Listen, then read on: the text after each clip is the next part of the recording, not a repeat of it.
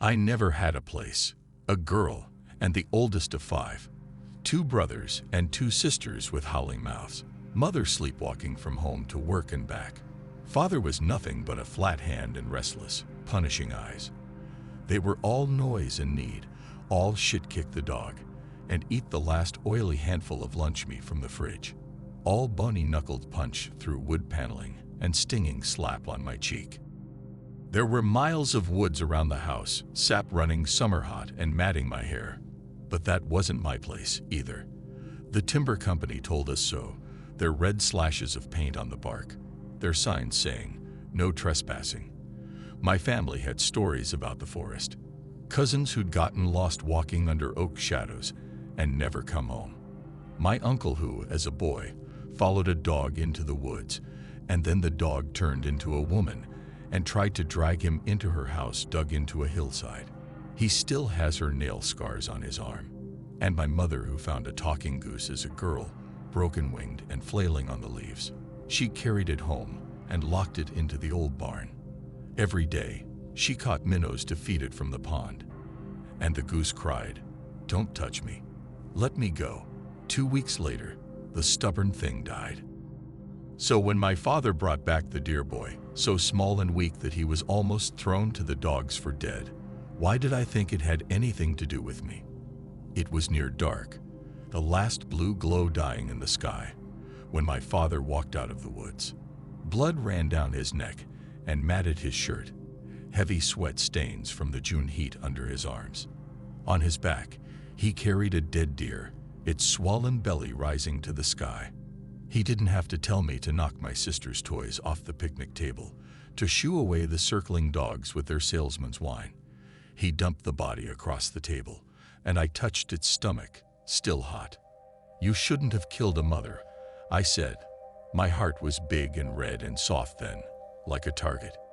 He smacked me across the back of the head and held a finger to his lips. Voices carried far from our hill. Anyone nearby would have heard his gun in the woods. The last thing we needed was the game warden at our door. He cleaned the deer fast, and I studied it, how he cut the cuffs of the forelocks, slit the skin, and peeled it off like a shirt. The deer lay fat mottled, red and white, and alien in the light from the back porch. He cut open the belly and scattered handfuls of gut to the dogs, who tore ears and bit snouts, gulping it down hot without chewing. When he found the deer's fetus, he pulled it free and set it on the table beside me, to punish or sate my curiosity. I wasn't sure. It wasn't a deer. At least we didn't think so at first. It was a baby. 2 arms, 2 legs, 10 fingers and toes. My brothers and sisters wandered out of the house to see, crooked teeth and stale breath, shirtless and shoeless to prod and talk, to ask what was wrong. They checked for the nubs of horns, checked its feet for hooves, looked for fur, the backwards bending knees. But it was a child, a little boy. It was my uncle, drunk and stumbling, who came out of the house, took one look at the child laid out on the table, and picked it up. He smacked it hard across its tiny ass, then hit it again on the back and shoulders, shaking it by the feet like a chicken. The baby choked and wailed, sucked in a breath, threw up fluid. It squalled itself, red-topped, arms trembling. My uncle pushed it into my arms. I sat back on the table and let it lay against me. While it sobbed, I smoothed dry the blood on its skin. Next to me, my father sectioned the deer and stacked meat, threw organ and skin to growls under the table. My brothers and sisters leaned close, blew into the baby's face, tried to pull it away. I held tight and kicked. I wouldn't trust them with a kitten. How many pets had drowned, or gotten run over, or been shot in a rage under our mean watch? So the deer boy became mine. At least for years, that's what I thought. I kept the baby safe in my blankets, begging my mother to bring me diapers and bottle syrupy formula from the store. He lay on my bare belly at night, crying in his stuttering voice if I moved. I washed an old tooth-scarred pacifier that had been my sister's, found old baby clothes to keep him warm, treated him as soft as I would a human child. Outside, the deer came at night, sniffing deeply at my window. They knocked the glass with their snouts. They stood like revenants in the blue yard, a twist of moving shadows. They lifted their sharp heads to the moon and made their creaking, servine calls. "Give him back." They seemed to beg. I covered the baby's ears with my palms. For a few months, the dear boy seemed like a baby, like any other child. But after half a year, he was growing fast, and he'd started to walk. Not the tottering, clumsy walk of a human baby. The dear boy bounced and gamboled, tossing his small head and running sideways, jerky in his movements like a baby goat. My brothers stole a cap gun from a churchyard sale, and they chased the dear boy through the house, making loud detonations and puffs of smoke. The dear boy made his wordless cry and ran down the hall, pissing himself while my sisters ran to tell my mother. He grew older, but he did not like wearing clothes. I would tie his pants on with a length of rope so he could sit at table. Whenever my brothers or sisters moved through the room, shouting and pulling hair, scuffing chairs and fighting for the TV remote, he kept a startled eye on them. When my father opened the door, the dear boy bolted out of his chair.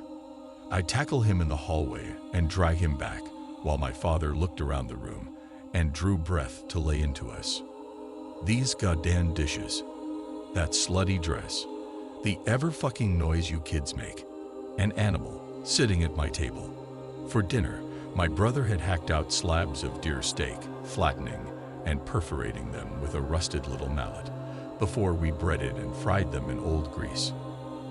The table dripped with potatoes, boxed mac and cheese, boiled green beans. Every day, I made salads for the dear boy, the only thing he would eat.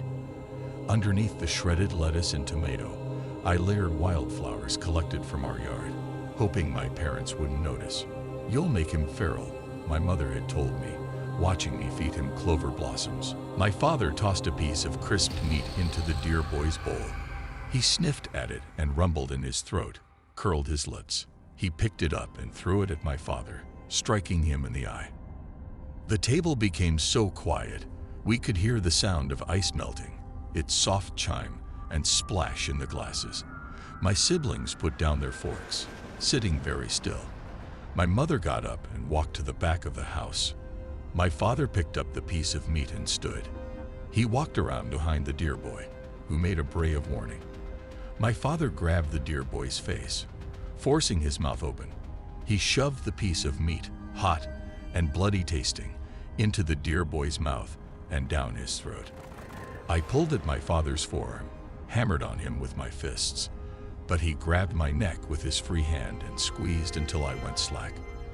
When the dear boy, gasping and biting, finally swallowed all of it, my father grabbed his lovely tawny hair and pulled his face close. "You're an animal. Don't think I won't shoot you like one." The dear boy ran into the hallway and started heaving. I coaxed him into the bathroom and shut the door, guiding his head to the toilet. I stroked his back while he vomited, the sound of my brother's laughter coming through the thin paneling. "I'll protect you," I said. "I love you." In our bed at night, I told him everything, how I hated my family, how he and I would live alone someday. But what did it matter? He'd been with me 6 years then, and the dear boy understood no more words than one of our dogs. He was too skittish for school. We'd never been able to get the dear boy into a car without him wailing, battering his hands against the windows, shitting himself in fear. So when the bus came to get us in the mornings, I locked the dear boy in my bedroom with the blinds raised, hoping nothing would have happened to him by the time I made it home. Home wasn't my place, but neither was school. My work was never done. It was hard to read chapters and write reports in the evenings. There was laundry to fold, pots to scrub, floors to clean. My parents and siblings didn't give me space to work. And then there was the dear boy to take care of, to worry over and hold, to protect from every smirking face in the house. When I went to Miss Tillman's desk one day to apologize for being behind on my work, she gave me a tired smile and blinked her soft eyes and said, "Oh, honey, I didn't expect any different." The other students thought I was strange. I'd failed a grade, so I was in class with my brother, and he told the others about me. I heard them whispering, "She's in love with an animal. It sleeps in her room." Her brother saw her kissing it. On the school bus, I sat near the front where I could watch the forest whip by through the big windows. I imagined running through the woods with my dear boy. He wasn't a person, but I didn't think he was completely a deer either. Whatever he was, that's what I wanted to be. When I came home from school, I ran to beat my siblings inside. He'd gotten out of my room, jumping and making his strange bray of joy in the kitchen. I straightened everything he'd knocked over and took him out for a walk. In the deep field of the backyard, he ran circles, snatched up flowers and thick tufts of leaves, grunting in his throat. We went as far as the old barn on the edge of our land, right before the trees started. I ran with him until I was out of breath, keeping watch. If we stayed out too long, the deer would come. They stood under the lip of the woods, waiting. If the deer boy saw them, he would take a cautious step their way. I never let him close to the forest. He had grown so fast in our years together, already taller and broader than me. If he made it under the trees, I wasn't sure I would ever get him back. One spring, after he'd been stuck inside for rainy weeks, the deer boy stepped through the uncut grass, sniffing deeply. In the back of the yard, very near the tree line, a march of hoof marks stamped the soft ground. He knelt and pressed his hand against the ground, making his own human-shaped mark. "Let's go," I said, not knowing if he understood. I brought him a fistful of my mother's pink irises, but he'd found something tangled in the grass. He crouched over white curves of bone, and for a moment I was afraid he'd come across something dead, a bird carcass with thin ribs cupping nothing but ants. He pulled two thorn-crooked antlers out of the grass and held them to his chest, barking with pleasure. They were wide and jagged, 4 points to a side, the bases thick and grained like tree bark. He balled up his fists around the base of the antlers and raised his hands like claws. "What do you want with those?" I asked. He went to a tree in the middle of our yard and scraped the antlers against the bark, making a wide gash. He shredded the bark until strips of it hung like paper, the blonde wood underneath wet and sweet-smelling. I screamed for him to stop. I didn't like this strange violence. I didn't understand what the deer boy was trying to say. Most of all, I didn't like that he was ignoring me to do some secret thing of his own. My uncle, unemployed and unmarried, walked over from his place to check on us, finding me and the deer boy in the backyard. He held out an apple, and the deer boy, finally distracted, ate it out of his hand. "Everything's fine," my uncle said. "He's just a deer. This is what deer do." In the morning fog, deer crowded in the backyard, standing near the deer boy's scrape. Usually I walked him before school, but not this morning. I told him over and over to stay in my room, but he kept coming out, even before I'd left the house. I closed all the blinds and curtains to keep him from seeing what was outside. I forgot to take away his antlers. When I got home, the deer boy had scraped deep tracks in the walls. He'd knocked down curtains. One window was shattered. The worst thing he could have done because it would have to be fixed right away, and it would be expensive. Furniture was knocked over, and the floor was a maelstrom of shredded fabric and broken things. Had the other deer come and called to him through the walls? Had he paced madly through the house, rattling the locked door and braying while my parents were at work, all of us at school? It must have been hard for him to be alone all day. I'd trained him to piss on the tile floor of the bathroom, had left a plate of lettuce and a bag of carrots out for him to graze on, but I couldn't do any better than that. My brothers and sisters walked through the house, righting the table and chairs, sweeping up broken glass and drywall. They didn't speak to me, and if the deer boy wandered close to them, they threw up their hands and hissed for him to go away. I gave the deer boy a carton of sweet strawberry yogurt, and he shoved his greedy nose into the cup. While he ate, I took his antlers and ran down to the edge of the driveway, where our trash can was chained to the fence, and threw them away. I forced a shirt over his arms, did up the buttons and straightened the collar, made sure his jeans were buttoned. I even tried to put shoes on his feet, but he thrashed and kicked, his heel knocking me in the jaw so hard that I spat blood in the sink. If he looked like a person, I thought, my father wouldn't be able to kill him. My mother came home and started going through the wreckage, touching an old quilt that the dear boy had ripped to pieces with his antlers. Why would he do this? She asked, and I didn't know what to tell her. My oldest brother came out of my father's room with the shotgun broken across his arm, feeding a red-jacketed shell into the chamber. I stood in front of the dear boy. Put that away. My brother wiped his nose with his free hand. I'm just getting it ready for when Dad gets home. Dad's not going to kill him. That would be murder. That thing isn't a person, my oldest sister said, and you're sick for treating it like one. I grabbed her by the top of the head with one hand and smashed her nose with my other. She ran down the hall, blood streaming from her nose, while the dear boy hopped and snorted. My brother lifted the gun to shoot him, but I grabbed the barrel, and we struggled, my mother yelling for us to put it down. The rim of the barrel bit into my stomach. My brother looked at me with such a nasty, jealous hate. Was he lonely? Did he resent that I had the dear boy, and he had no one?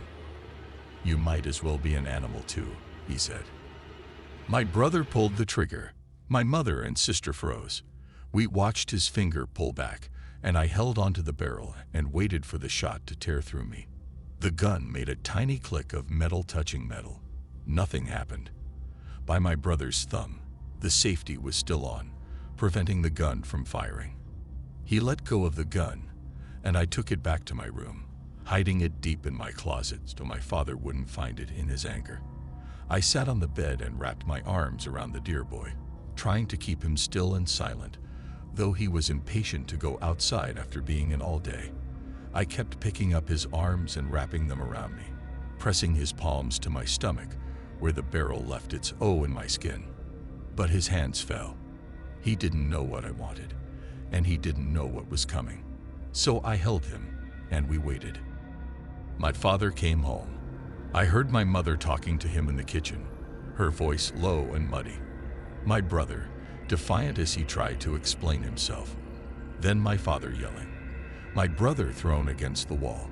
The flat, almost wet sound of my father's hands battering my brother's head and back and shoulders while the rest of my family stood silent, only witnessing. When it was late enough that the sun had disappeared and the crickets sang outside my window, my father finally opened my door. He was gray-headed and looked tired in the dim light. The dear boy grunted a warning at him, feral eyes flickering from my father to me and back. I've spoken to your brother, he told me. I nodded, too afraid to say anything. Tomorrow, you will take your pet into the woods, and you will get rid of him. When he left, I pulled the blanket over us. His skin was warm, his cheeks round and human. Nothing about him was a deer. Nothing except everything. I ran my hands over his face, telling him that I would find a way to keep him. He nosed into my palms, licking them for salt or carrots, and finding nothing, rolled away from me. Early in the morning, I tied an old leash around the dear boy's neck and led him out of my room. My uncle sat at the kitchen table. He did this sometimes, letting himself in and making coffee while everyone else was asleep, going through the refrigerator for leftovers. Don't go too far, he told me. I walked the dear boy toward the edge of our land, the trees waiting. It was dark and foggy under the pine limbs. I imagined I could see the shapes of deer moving. He strained against the leash, sniffing the air. Once I turned him loose, I knew he would be gone. Instead of letting him go, I pulled on the leash and dragged him into our old barn. It was a leaky, gap-shingled old building of weathered gray wood. It had no lights or electricity. A few damp bales of hay lay molded in the middle of the space, surrounded by broken furniture and piles of old tools that had been my grandfather's, now rusting in their bins. It was all the way at the back of our yard, where the grass was never cut, and the trees reached out their long fingers and pressed its side, scraping the wood when the wind blew. We kept animals in the barn before. A flock of guinea fowl when I was little, lost to ants and damp. A dog who fought too much with the others, dead of distemper. And the goose my mother had caught as a girl, pleading with her to let it go, killed most likely by infection from its broken wing, if not from sheer hate for my family. Now, my dear boy would be stable there, bedded down with all those ghosts. Every day when no one was around, I opened the barn door. He groaned and ran into the light, moving in his lilting, nervous way. He bent to graze on the grass in our yard, or ate vegetables from my hands. After a short walk, I locked him away again. Each day, he seemed a little more wild, and I wondered if the deer surrounded the barn and spoke to him at night. He had soiled and torn his clothes so badly that they fell off of him, and I washed him clean in the sun with our water hose, kneading his shoulders and scrubbing his head while he groaned. He was naked and beautiful in the sunlight, water rushing over his shoulders. Though I hid him, heads of lettuce disappeared from the refrigerator. My mother's flowers were chopped off. Of course, they knew what I was doing. Wild as he was, they must have known how it would end. No one stopped me. It rained for a week, and I wasn't able to take him out. I opened cans of spinach and filled a bowl for him. He rattled the boards of the barn and barked to be let out. When the rain finally stopped, I let him out and saw that his leash was gone. He ran up and down the yard, retreating whenever I got too close. He sprinted right to the edge of the forest, then wheeled and came back, again and again.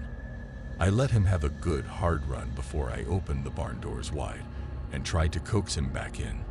He wouldn't come.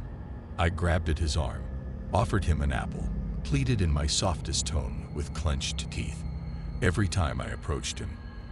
He made a step toward the forest. My nails dug into my palms. I hated this so much, hated him so much for the first time, that I could feel it burning in my stomach.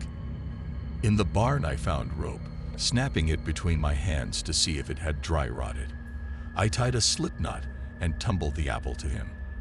While he crouched and fed on it, working his jaw in small, delicate bites, I slipped the rope over his head and jerked hard. He was bigger than me, stronger, but I pulled the rope tight enough to choke him, tugging him toward the barn while he gasped. "Run away," I asked him. "When I've done so much for you, you deer-brained son of a bitch."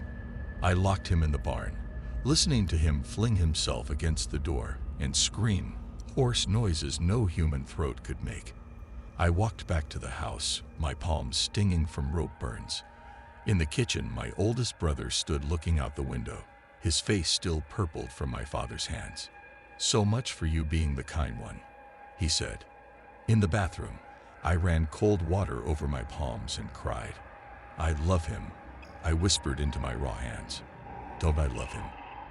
The next day, I came to the barn and pushed handfuls of grass through the crack in the door. The deer boy roared at me and threw the grass back. I sat against the door and pleaded with him.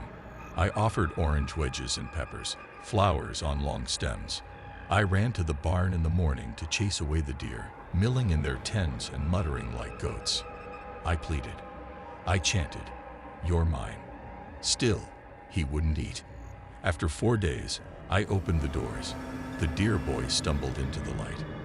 He growled, whipping his bloody fists and tossing his bruised head like it bore antlers. He walked past me and into the forest, vanishing into the open arms of the oak trees. "You did right," my father told me that afternoon. "You can't make a wild animal a pet." And what he didn't say, but I understood, you can't make a beast your lover. I began to walk in the woods. My uncle showed me his scared arm and warned me about the old woman of his nightmares. "She's still out there," he told me. "If you see her, run home." I'd gotten good at spotting deer sign, their dark excrement heaped in pellets, the trees gashed open by their horns, their split hoof prints stabbing the mud, the flattened grass where they lay together at night. I walked under heavy limbs and stepped over long-thorned briars spreading over the ground like fire. I worried over his feet, tender and thin-skinned, not made for walking shoeless through the woods. I spooked crowds of deer dipping their heads to drink from streams, chasing after them and scanning the trees for the deer boy. I finally heard his voice one evening, a half-animal grunt, and followed it into the forest gloom. I found him wrestling with a long-bodied deer. He grappled her with his arms and tried to plant himself behind her, hanging onto her rump. I picked up a stone and struck him in the back of the head. The doe bolted away, and the deer boy wheeled on me, angry and confused. I could see that he recognized me. He seemed as embarrassed as I, looking at the ground and trotting closer. He got close enough to sniff my hair, to touch me on the arm, checking my palms for salt. Hadn't I wanted just this moment? I shoved him away, shouted, picked up sticks, and threw them at his face. He hadn't done anything wrong, had he? He was only a deer doing what a deer did. So why was I so angry at him for it? He ran into the forest, moving with the strange grace of an animal, slipping through the crossed limbs and mats of vines like a shadow. He was gone, back with his own kind. I knew that he was never coming back home with me. Years went by, and my graduation was coming up. My brother had plans to move away with friends, to find a job in a new city. My mother asked what I would do in her fearful way. Something had to come next, but I couldn't imagine what. I still took walks in the woods, but it had been a long time since I had seen a deer. One morning, I found a hoof print near my window, but it meant nothing. My deer boy didn't have hooves. My father still hunted occasionally, though he never took a pregnant deer again. Every time he came back from the woods, I waited for him to tell me, but he only shook his head. One morning in January, my father came back from hunting early, his hands shaking. He emptied his gun of shells and threw them in the trash, locked his gun up and didn't touch it again, though he wouldn't tell me anything. Only, stay out of the woods. They're not our place. My uncle nodded, digging through our refrigerator. Haven't I been saying that for years? I took his hunter's orange vest off the table and went into the woods myself. What if he'd seen him? What if he'd shot and killed the deer boy and was too ashamed to bring him back? My father had worn a track between the trees.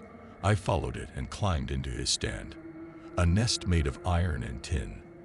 The wind was cold up so high, and I hadn't brought warm enough clothes. The metal seat burned my thighs through my jeans. It didn't matter. I would wait. It wasn't until evening, with the sun falling through the branches, that the deer came. Brown-furred and white-tailed, they came snorting through the trees. There were so many of them, the shapes of deer receding into the brush as the herd moved under me, on their way to ponds and pasture land on the other side of the woods. A tall, thin shape came, pushing branches out of the way. I leaned forward, waiting. It was a woman. At first, I was afraid it was the old woman my uncle had warned me about, come to drag me away. But this was a young woman, her hair wild and full of burrs. She had small breasts, her sides textured with overlapping scars from branches. She moved like the deer, graceful steps, dipping low and springing back up, quick and silent. I couldn't breathe. Ever since I was a child, I dreamed of being something like her. Behind her, others came. They were people, but they were deer too. Or maybe they were only deer, regardless of their shape. They ran like deer, made deer calls, moved with the others through the forest without clothes or speech or human gesture. My deer boy came with them. From his forehead, he'd grown a pair of huge, spreading antlers. At their base, where horn met his skull, his skin was mounded in scabs. Dried blood dripped down his nose. The tip of one horn had broken off. I pulled off my clothes and climbed down the ladder, my skin drawing tight in the cold. I would give up my humanity, the mean house I'd come from, every confusion and disappointment of growing older. I would vanish into the woods like my cousins had before me. When I came down the ladder, the deer spooked. The herd rippled, moving away in every direction. I ran straight for my deer boy. He lifted his nose, sniffed, and I saw by his eyes that he knew me. He ducked his head and ran at me with his horns, sending me stumbling back. I fell onto the leaves, a branch stabbing into my bare leg. I reached out and tried to touch his shaggy head, to run my fingers over his new horns, but he shook his neck from side to side, the points hooking toward me in a warning. He held me at bay until the other deer had gone away into the trees. Then, without another look, he turned and ran too. I tried to follow, flung myself off the leaves and ran, my feet shredded on rocks and frozen roots. The herd moved into the forest, so much faster than me. They weren't people. I could see it. I thought, if I ran hard enough, if I wanted it enough, I could be like them. I could be that wild, beautiful thing running through the woods at his side. There could be a place for me here. In a few moments, I fell gasping to the cold ground. The deer were gone. Sobbing, I went back to the deer stand to get my clothes before the cold killed me. On my way back, I heard a whimpering. Small, regular grunts. At the base of a tree, a very young girl stood, hair cascading down her back in a nest of sticks and leaves, looking for her mother and father. She was one of the children who'd come walking behind the deer boy, his daughter. He would come looking for her, or he wouldn't. Who could say with animals? I cornered the girl against the tree and grabbed her. She bit me on the arm, and I slapped her hard across the face. She barked, and I slapped her again, pinning her with my knees and hitting her until she became silent. I picked up the dirty little thing and carried her out of the woods. We still had old clothes from when I'd been a girl, and she was too small to fight me. It was easy to pitch her into the bath, to rip the comb through her tangled hair, to force her to drink a glass of milk and eat a peanut butter sandwich for dinner. At night, the deer came into the yard and cried for her with their creaking voices. She turned circles in my room, yelping back. I held her, smoothed her raw scalp. They left you, I said, but it's okay. They left me too.